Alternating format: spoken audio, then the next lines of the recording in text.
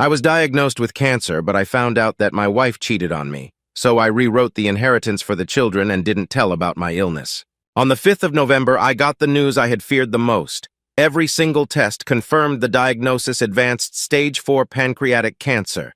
So, in essence, this will be my final holiday season. Strangely enough, I feel an odd sense of acceptance. I've led a fulfilling life, and my dear ones will be looked after. Being a naturally reserved person, I hadn't mentioned anything about the tests to my wife, Emily.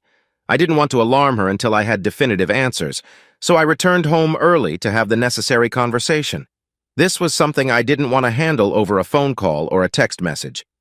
As you might have guessed, since I'm sharing this now, my life took a turn in more ways than one that day.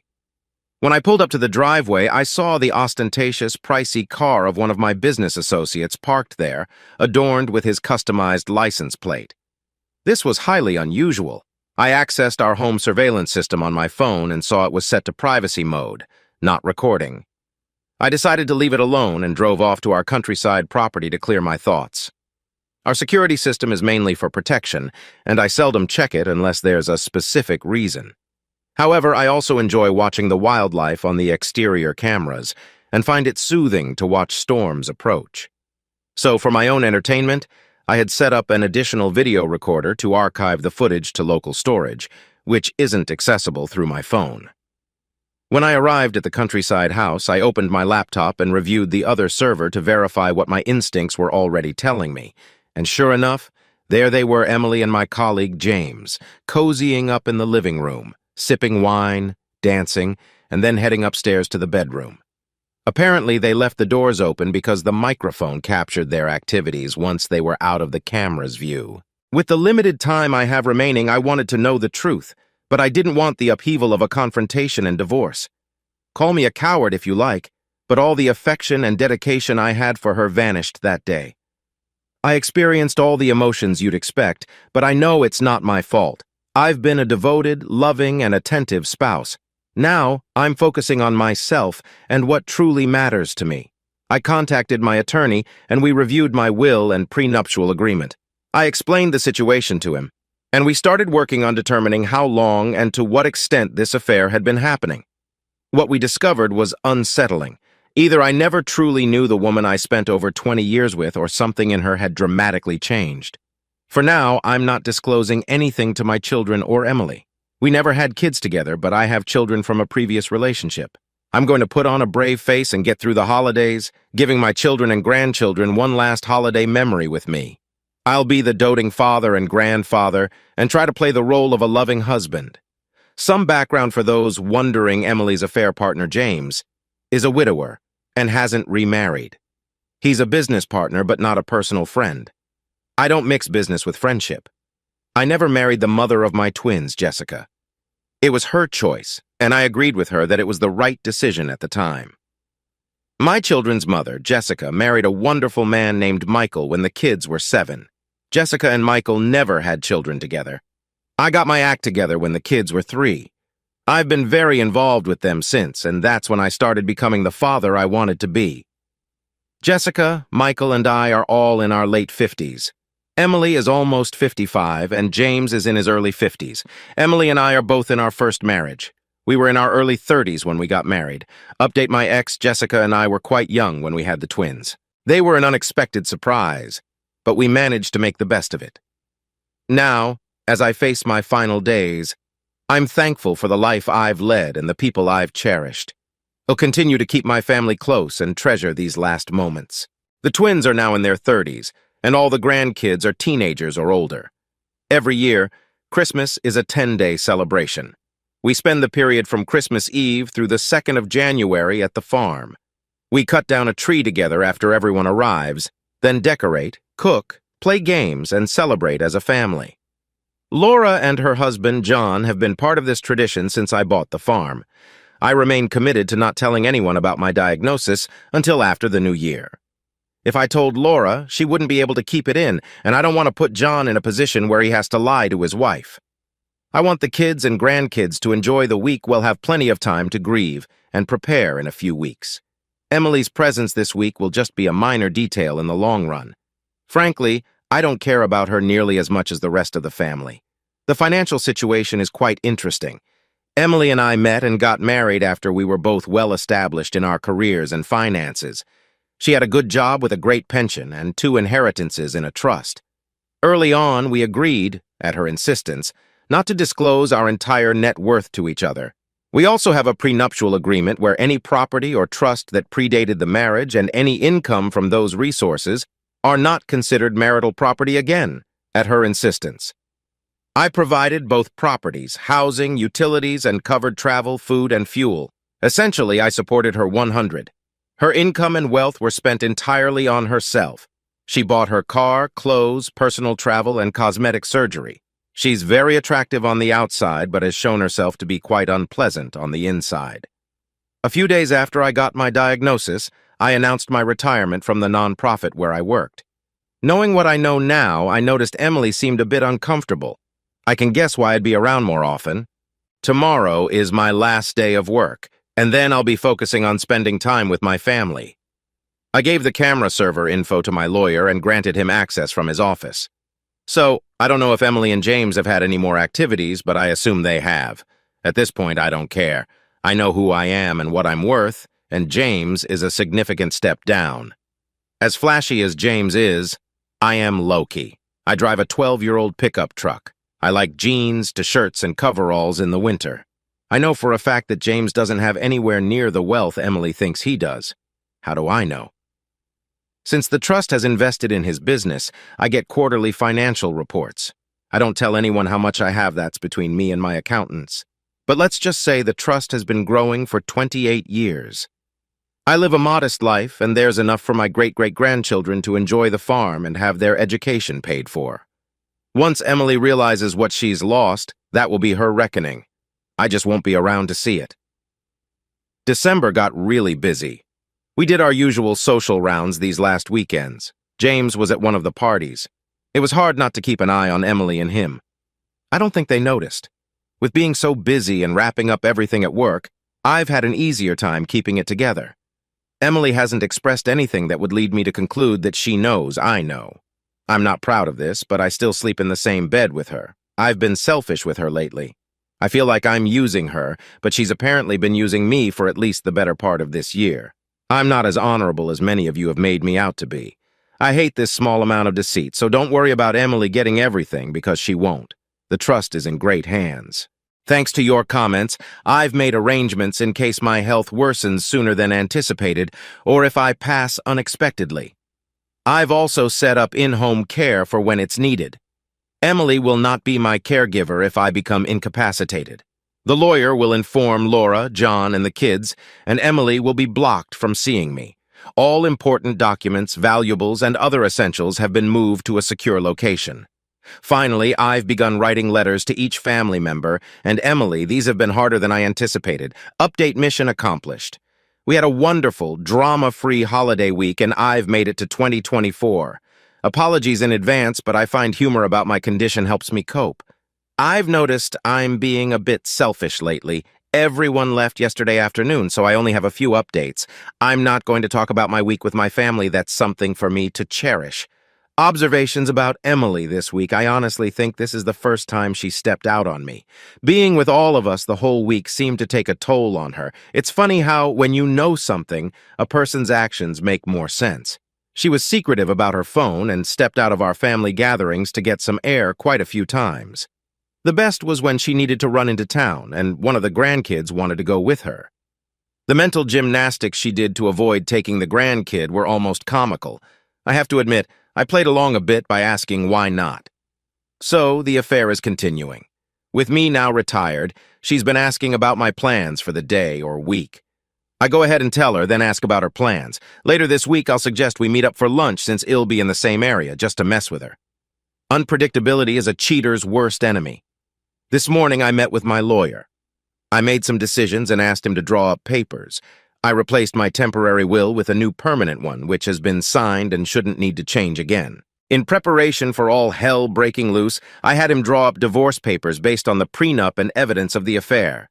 She gets nothing but 15 of our shared assets like housewares and furniture. I keep all my liquid assets, retirement funds, and items I purchased with my own wealth. If I push it, she's required to pay alimony. I've signed them and have a packet with all our evidence of the affair, holding it in case I decide to use it. I sold my loan to the trust, allowing the trustees to convert it to shares in James's company.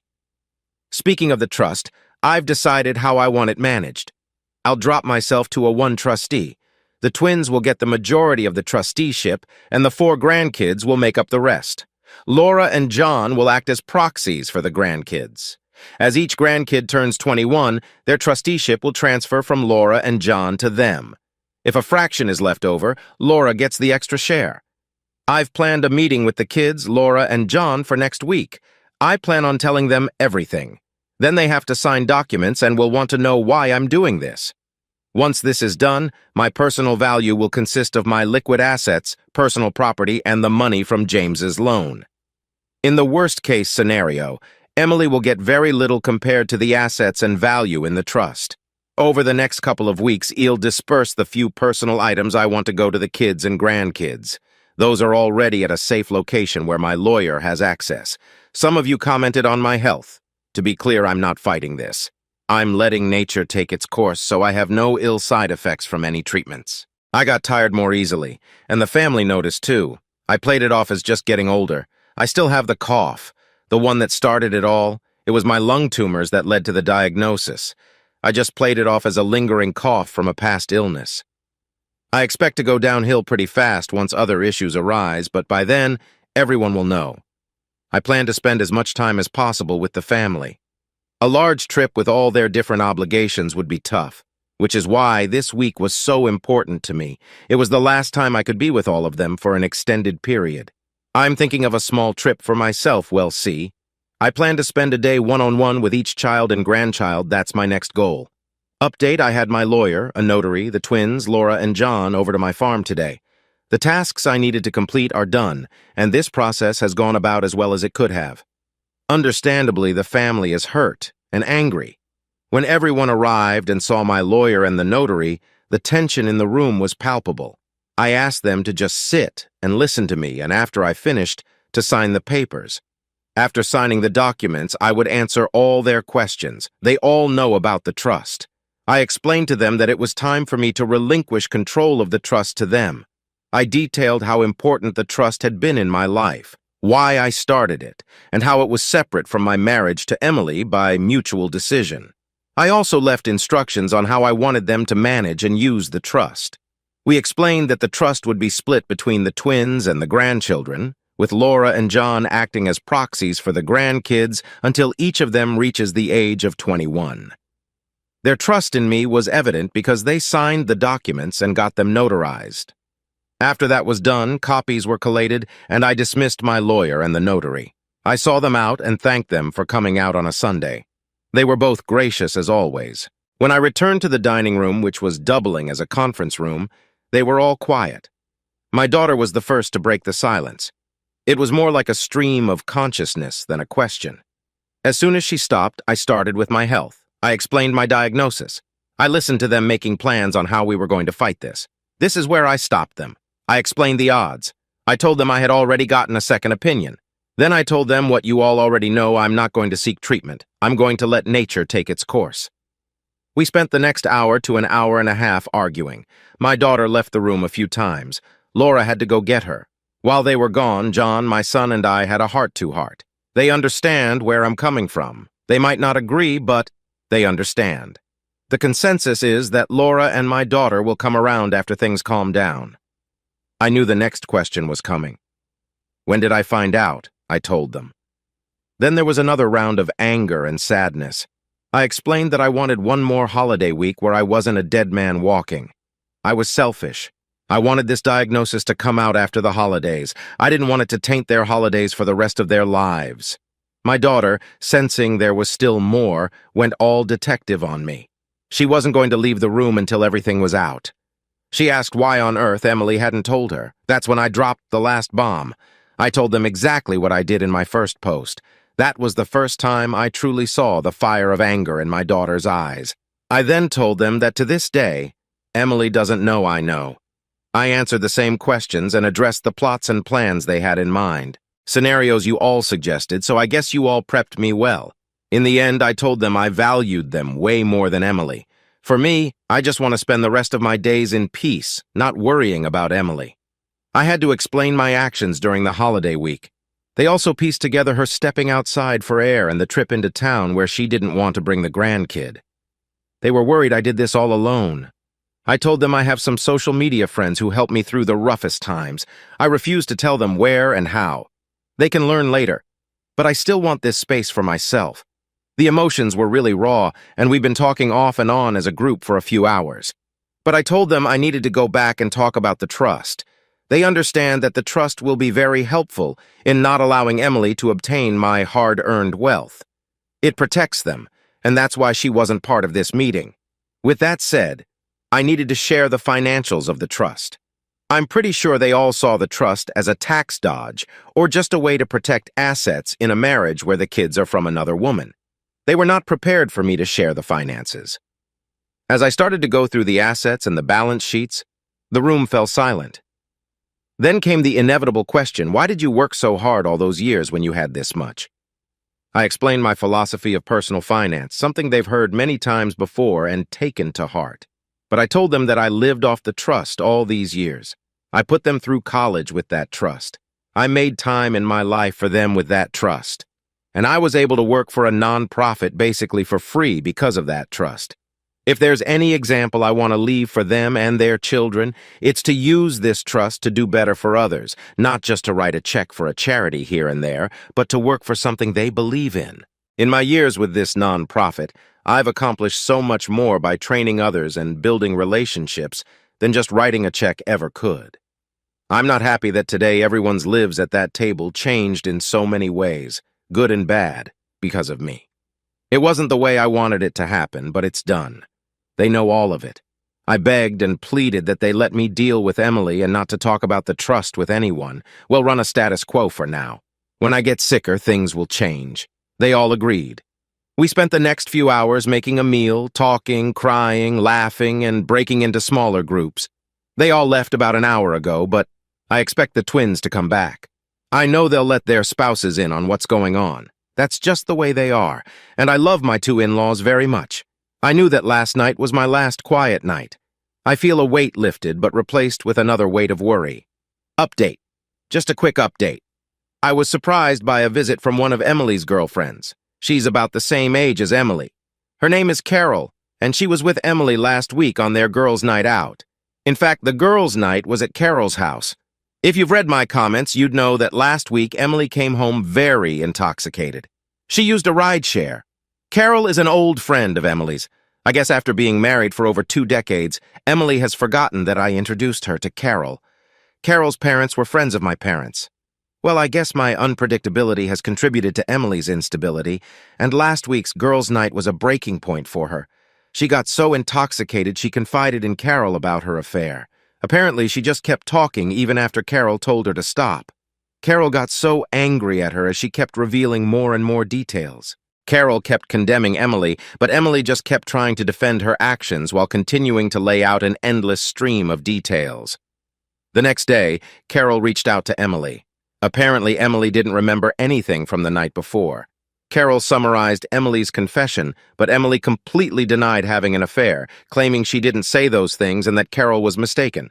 Carol told Emily she was full of it and gave her a week to come clean or she would tell me herself. Since Emily continued to deny that she said anything, I got a visit from Carol over coffee. I got the abbreviated account of Emily's confession. Carol expected me to be devastated, but I surprised her by telling her I already knew. I asked her who else was around when Emily made this confession. Carol was the only other person in the house. I asked Carol if she had told anyone else. That offended her. She told me she wouldn't spread something like that before telling me. I apologized and explained that I had my own timeline for dealing with Emily and that adding others would complicate my plans. Carol was understanding. I asked her as a favor to me not to mention it to anyone and to allow Emily to think she believed her. Carol agreed with my first request, but said the second part didn't feel right. I asked her to try and told her I'd be okay. Carol said that if I needed anything else, all I had to do was ask. I know I'll have to make another apology when Carol finds out about my health, but I'll deal with that another day. So, I am going to confront Emily tomorrow. We have a regular date night, and I plan on calmly telling her what I know about my condition and how I'm going to spend the rest of my life without her. I hope the public setting will keep the drama to a minimum. My plan is to confront her after dessert. I'll give her what I know and ask her not to contact me or my family. We'll see how it goes. Update Mike Tyson said everyone has a plan until they get punched in the mouth. Yes, every plan doesn't go exactly as you envision, and mine is not exempt from this reality. Let me set the table of my plan for you. Emily and I have a weekly date night, and we generally use the same restaurant. We've been going there for so long that we have a regular table. It's in the back, still public, but away from the high energy near the bar. I decided this would be the place to confront her. I plan to do it after dessert.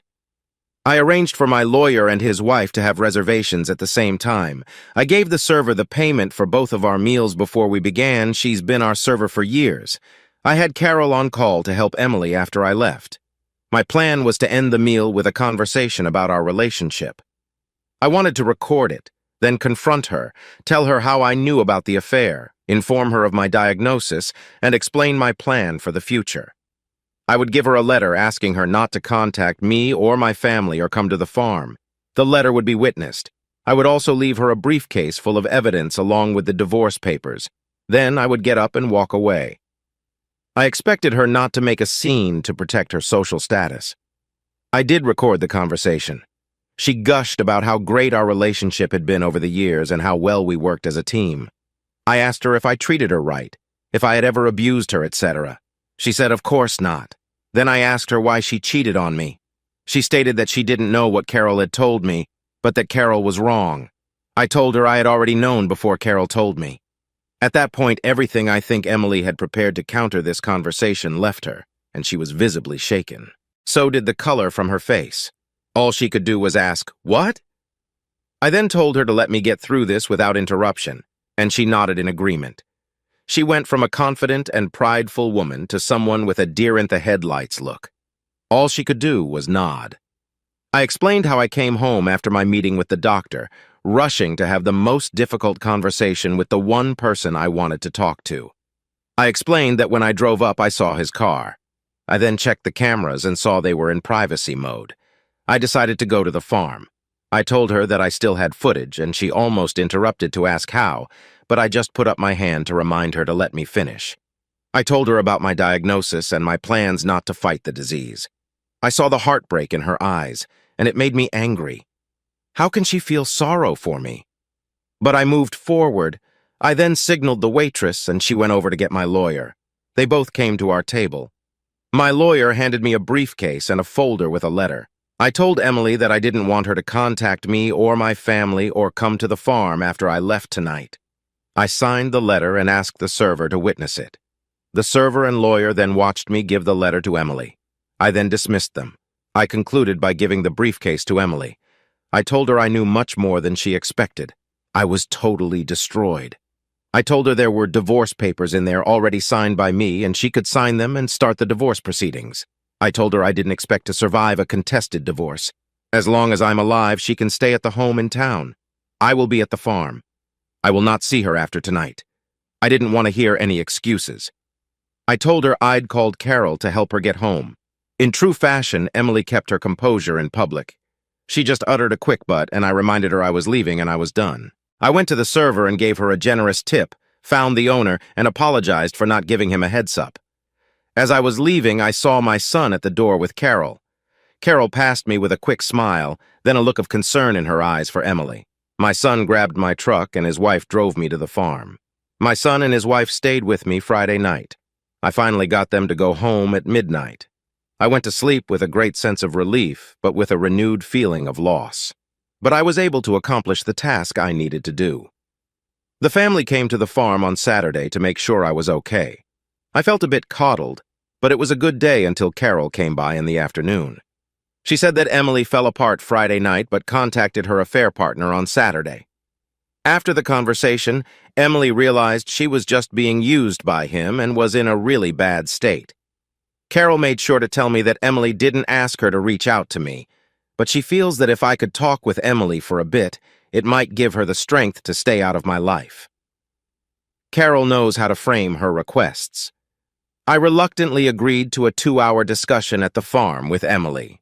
I would have someone there for me, and Emily could choose someone to be there for her. We would have a civil conversation. I would not accept being blamed, minimized, or subjected to blame shifting. The purpose of the meeting was for her to get answers about how to move forward. That meeting happened this morning. Emily picked Carol. I don't know why. Maybe damage control, and I chose my daughter. I wanted it to be as comfortable for Emily as possible, so we wouldn't have to repeat this again. I entered the meeting with a steadfast direction and goal of having Emily out of my life. The meeting went as expected. Emily cried, apologized, and tried to minimize the affair. I was not having any of it. I laid out that she would have a place to live until my passing, and that she needed to accept the reality of the situation. Death, and then the decision about the house would be up to the trustees. I explained that she would not receive anything from my estate or the trust, but she has her 6-figure pension and her trust, so she'll be just fine. I have to rant about something she said. Why won't you fight for me or us? I almost lost my temper at her, but I just responded with, I just don't care about you or us anymore. That kind of destroyed her. Here I am going to express my anger. This is the mind of a selfish cheater. All they think about is themselves. Even after destroying someone, they expect to have enough value in that person's eyes to fight for. She got the answers she asked for, but in hindsight didn't want them. I don't want another meeting. I feel continuing the meetings just distracts me from what I want to do. Carol and Emily left, but Carol came back a couple of hours later. She and I had a quick talk. Apparently, the affair partner received notice from the trustees that they are going to convert the loan into shares of his company, and since the trust will be the majority owner, they are asking for a full forensic audit. My daughter with the MBA is not wasting any time. Well, I guess when Emily went to him for comfort, she realized what I already suspected: he was using her to see if she could buy the loan from me. There were offhanded comments in the recordings that made me suspect he was up to something. With the paperwork filed, the affair partner knowing I sold the loan to the trust, and Emily no longer in my life, her usefulness to him is gone, and he let her know. Apparently, Emily also confided in Carol that her trust is exhausted. She will only have the income from her pension. She saw life with the affair partner as more glamorous than life with me. She truly thinks his net worth is more than mine. He drives nice cars, eats in fancy restaurants, flies first class, while my husband played on his farm, drove an old truck, and we flew economy class. She was planning on divorcing me when he expressed his undying love and desire to marry her. It disgusts me that she is this greedy and shallow. I won't see it, but I expect my family will tell her how much I was worth after my death. I'm so glad that her true colors were shown now so I could deal with her and spare my family from her. Then Carol did something totally unexpected and threw me off guard. She told me that since I'm no longer encumbered, if I need companionship, to give her a call. I challenged her and asked why, with my diagnosis, would she or any woman want to spend time with me? There is nothing long-term.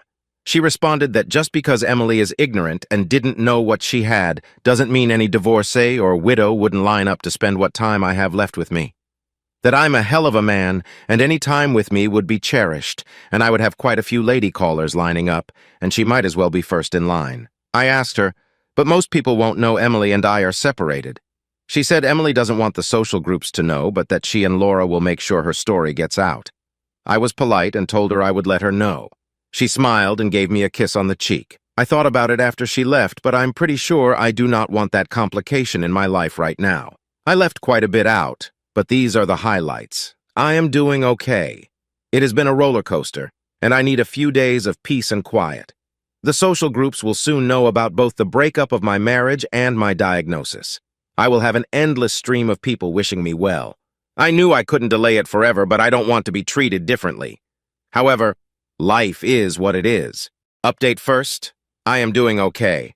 I'm still above ground and above room temperature. Every day on my feet is a blessing. My coughing is a bit worse, and I'm experiencing some discomfort. I notice I'm getting winded a bit easier. Overall, though, it has been a great week. Let's start with Emily. She has gone underground. Her status in the community has crashed hard and swiftly. Once it was out, she was politely asked to resign from any of her leadership roles. Most of her circle has judged her harshly and has come right out and asked her if she chased their husbands. She has tried to reach out a few times, but I have not responded. A couple of attempts were through proxies. I just asked the person to tell her I have said what I needed to say, and I know all I need to know. I really don't care if she needs closure. Why should I worry about her selfish need for that? She knows how I feel because I told her some of the details of the affair. They have been going on for at least 6 months. They took 3 trips together, one where they played the newlyweds, another as a couple celebrating a 20-year wedding anniversary, and the last pretending they met on vacation and stayed at the same hotel. I guess role-playing was a bit of their dynamic.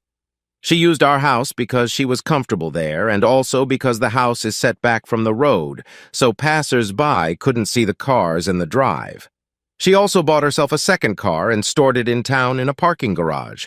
She apparently swapped cars when she went to the affair partner's house so no one would recognize her car. She was very concerned about how this would be viewed by anyone in her social circle, perhaps so I wouldn't catch her. Her actions alone show how much effort she put into the affair. All of these efforts solidify in my mind how I feel and how I dealt with the affair. I have no regrets about what I have done. The drunken confession to Carol was only partly due to my unpredictability. Apparently, as soon as the notice of my sale of the affair partner's loan to the trust was received, he started to distance himself from Emily. I guess from the pressure of almost getting caught and the affair partner starting to lose interest in her, she got drunk and let it all out to Carol. You know what happens after that. It is pretty clear to me that the affair partner had alternative motives for his participation in the affair. This does not excuse Emily in the slightest, it just makes her more pathetic. It appears that the affair partner wanted Emily's help with his loan, and Emily wanted a flashier life with his money. It's interesting how ugly people attract each other. If all of us decent people just allow the despicable to pair up together, we can find better partners. Sorry to those who, out of a sense of devotion, work on reconciliation. It was not for me. The affair partner is not happy about my daughter's intentions. It appears he will be trying to stop it in court. All he has to lose is more money. I have heard rumors that he has tried to raise money from other investors to pay off the loan. But unfortunately for him, the news of his actions has already started to circulate among my business acquaintances.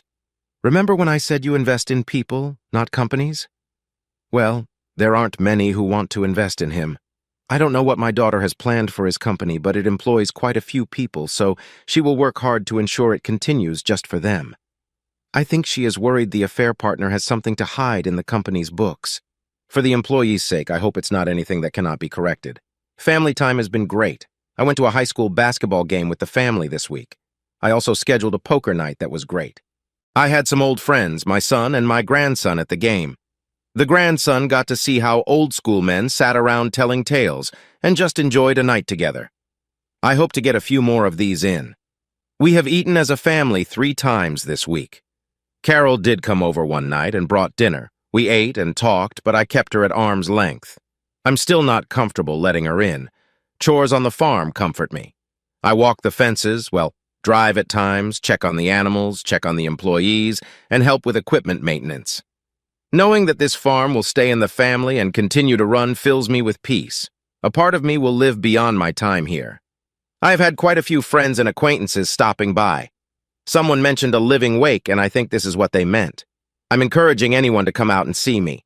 I like spending time with these folks, even if it might be the last time. Update.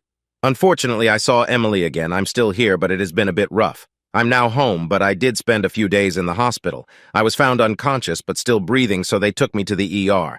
I have a do not resuscitate order, but I never died. I have always hated hospitals, and now with my diagnosis, I really hate the hospital. I don't want to die there. I've been home for a while now. I can no longer drive off the farm. Really, they don't want me to drive on the farm either. But I'm determined to keep doing my chores and seeing the sunrise and sunset as long as I can. I also have full-time home health care workers, or as I call them, babysitters. But I'm not going to fight with the family on that one. So basically, I don't remember anything until I woke up in the hospital. Most of my family and Carol were in the room. I was stable by then, and the doctors just wanted to observe me for a day or two and, of course, run more tests to be sure. I had either my twins, Laura, or Carol with me almost the entire time. There was one night when no one was with me, and I woke up with Emily in my room. I guess she pulled the wife card on a duty nurse who didn't know not to let her in. I was tired, but she was playing the sweet and devoted wife. I don't know why. When I realized she was holding my hand and stroking my head, I pulled away. She was hurt. She then started a new refrain of being so sorry. She didn't mean anything she said to him. She was trying to use him, etc. I just sat there, not engaging. This upset her. She demanded that I talk to her. She was just loud enough to catch the nurse's attention. The nurse noticed Emily's demeanor and my discomfort. The nurse was smooth. She told Emily to wait outside because she needed to perform some checks. Once Emily was out of the room and the door was closed, the nurse asked me if I was okay. I told her that Emily was my ex-wife, and there should be notes indicating she is not allowed. She apologized and asked me what she could do to limit my stress. I asked her to call my emergency contacts. She did, and in about 45 minutes, Laura, my daughter, and Carol walked into the room. By then, Emily was back and still spewing her nonsense, but at a very quiet level. Once Emily saw them, she knew she needed to leave. I quietly asked her to just go. None of the other patients deserved her making a scene, to stop thinking about herself and just leave. I'm very thankful that she quietly left, but she first gave me a quick peck on the forehead. I recoiled a bit, but if I have to accept that for the peace of the other patients, so be it.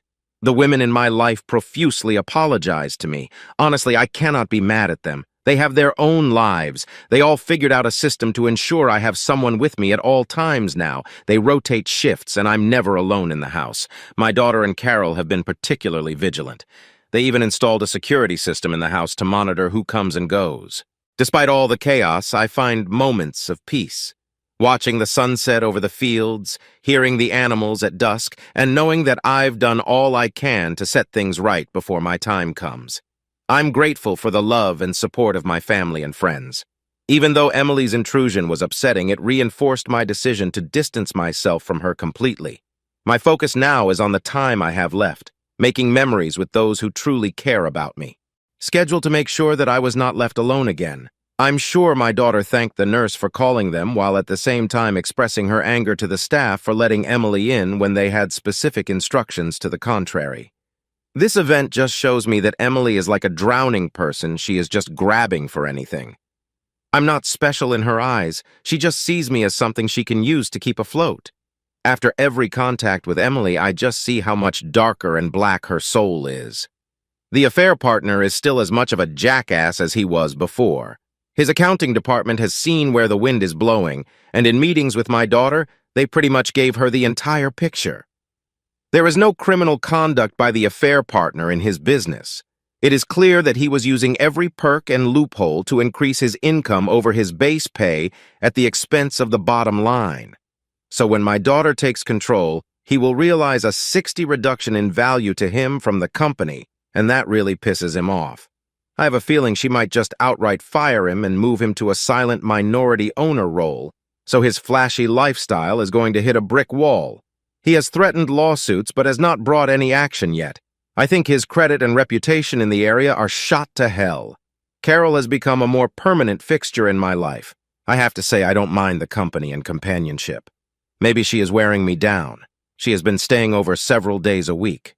I hope to bounce back sooner rather than later, but since I cannot drive anymore, I am going to have to lean on others more. This is uncharted territory for me.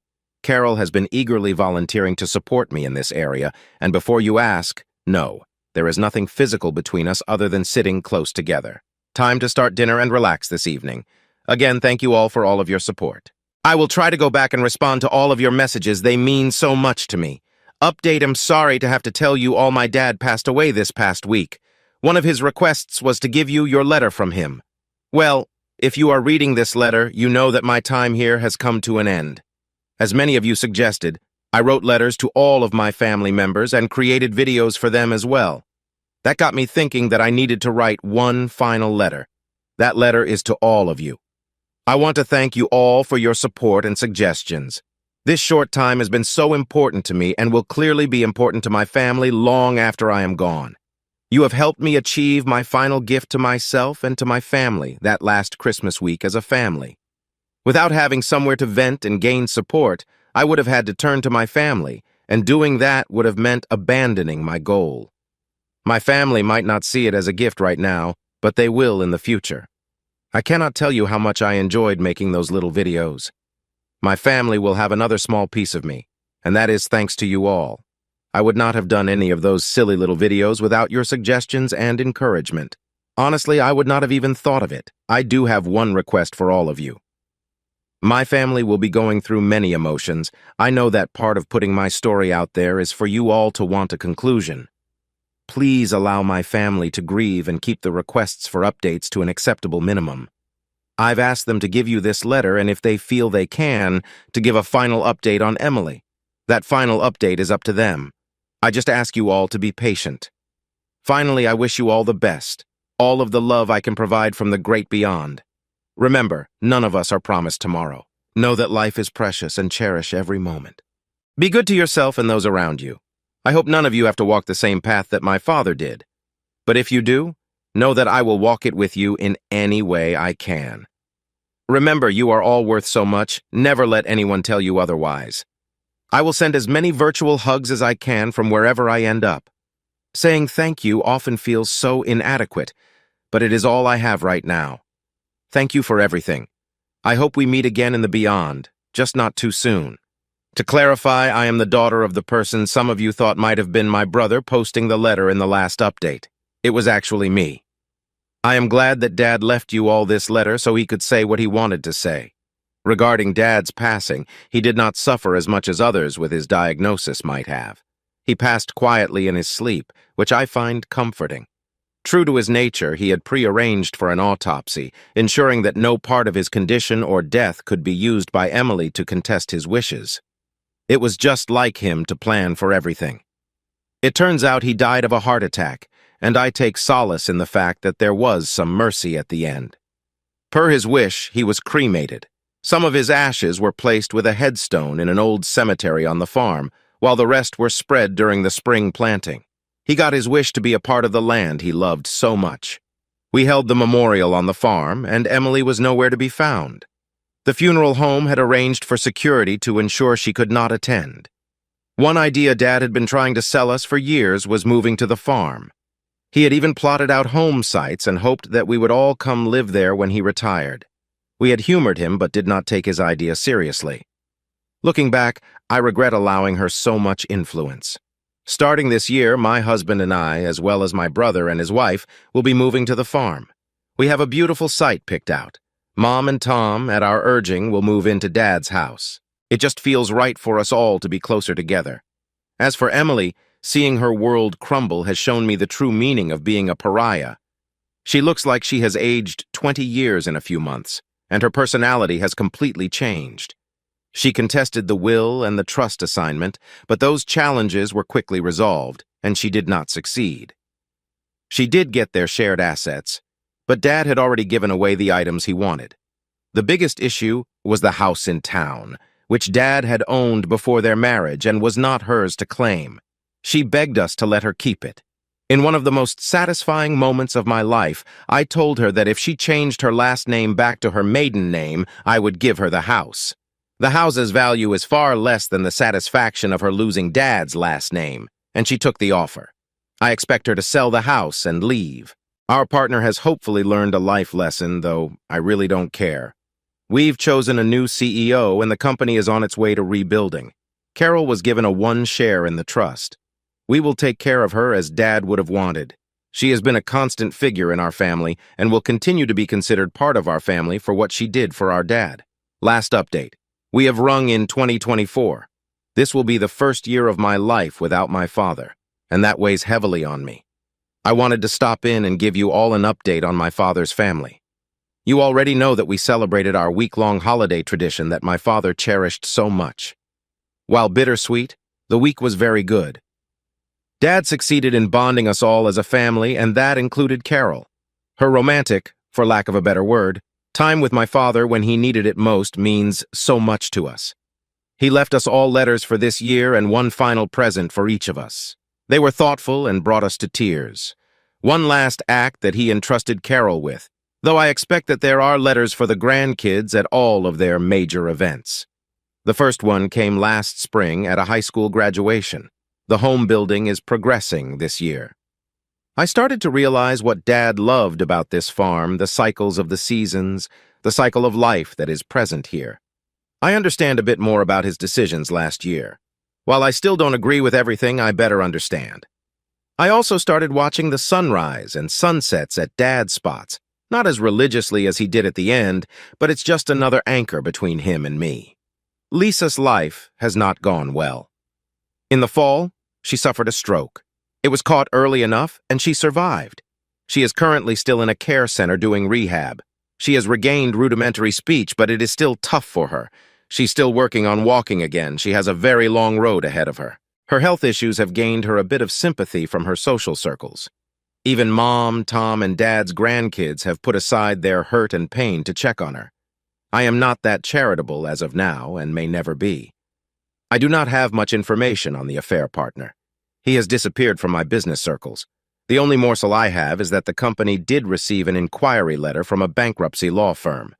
So far, we have not seen any official filings. As for the company, without his leadership and financial anchor, the company is in the black. We managed the debt and gave every employee a nice bonus. Dad's final gifts and his thoughtful letters have brought us closer together. We continue to honor his legacy by living on the farm and cherishing the memories he left us with. His influence is felt in every sunrise and sunset we watch from his favorite spots. His spirit lives on in the land he loved so much. Thank you all for your support during this journey.